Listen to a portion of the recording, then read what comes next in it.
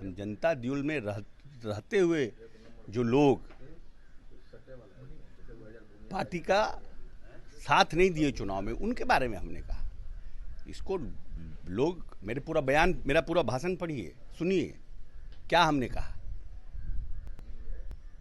हम तो ये भी कहते हैं, ललन बाबू को मुंगेर में लोग भूमिहार बना दिया, इनको चंद्रवंशी बना दिया, वहां अति पिछड़ा वोट नहीं किया। जीवन भर मंडल कमीशन से लेकर के नीतीश कुमार के समता काल से लोग ललन बाबू अति पिछड़ा के लिए लड़ते रहे। अब आपको चुनाव के समय बना दिया, अशोक महतो को वोट कर दिए। हम उस भावना के खिलाफ बोल रहे हैं ना। जनरल लोग खिलाफ होते हैं, अलग बात है, लेकिन जो पार्टी के लोग हैं, जो पार्टी में जिनको ताकत दिया है, जो पार्टी में हैं, जो भविष्य में और आगे भी पार्टी में रहना चाहते हैं, हम उनके बारे में, वो क्यों नहीं अपनी ताकत लगा।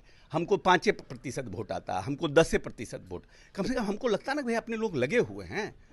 कोई जब सिंबल किसी पार्टी में मिल जाता है, मैं संगठन का आदमी हूँ, यूथ कांग्रेस NSUI से हम संगठन में, छात्र राजनीति से संगठन में काम कर रहे हैं।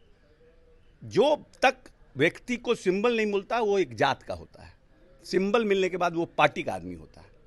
और पार्टी को भी आप जात में बांटिएगा, मेरा तो बोलने का भाव वही था ना जी। लेकिन अब है कि कुछ लोग को लगता है कि हम शंकराचार्य हैं।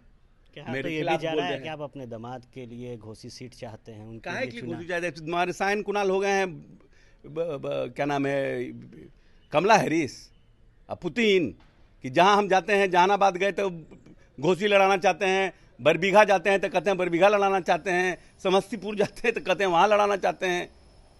अरे बेचारा लॉ करके अपना लॉ फर्म चला रहा है, उनको चलाने दीजिए। अब हमारे कंधा पर बैठ के हमारा दामाद का शिकार मत करिए, ये सब गलत राजनीति है। आखिरी सवाल है, कह रहे हैं कि आपका जो बयान था उसमें ये आप कहें कि भूमिहार को हम अच्छे से जानते हैं, इसको लेकर अच्छे से जानते हैं, इसलिए कि भूमिहार के जो लोग हैं, मेरे पिताजी महेश बाबू और श्री बाबू के साथ, मेरे पिताजी को श्री बाबू ने पढ़ाया। पहला इस प्रदेश में 25 लाख रुपया का मुख्यमंत्री ग्रांट मेरे पिताजी को श्री बाबू ने दिया है।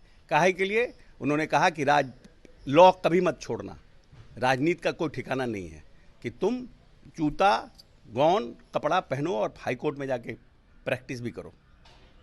मैं क्या कहा, मेरा भाव था कि हम भूमिहारों को बहुत अच्छी तरह से जानते हैं। हमने ये भी कहा कि मैं अपने बेटी का ब्याह किए हैं भूमिहार में। तो ये तो हम समाज के प्रति अच्छी बात बोल रहे हैं कि बुरी बात बोल रहे हैं?